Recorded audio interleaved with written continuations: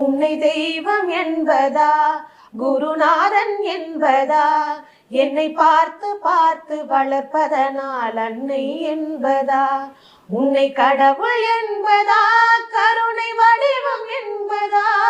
உன்னை கடவுள் என்பதா, கருணை வடிவம் என்பதா, ஐயா ஞானதானம் தந்த உன்னை தந்தை என்பதா, உன்னை தெய்வம் என்பதா,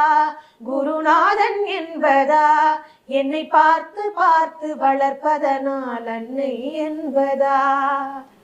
சேரும் செல்வம் எல்லாம் உன் அருளன்றோ, பாடும் பாடல் எல்லாம் உன் தயவன்றோ, சேரும் செல்வம் எல்லாம் உன் அருளன்றோ,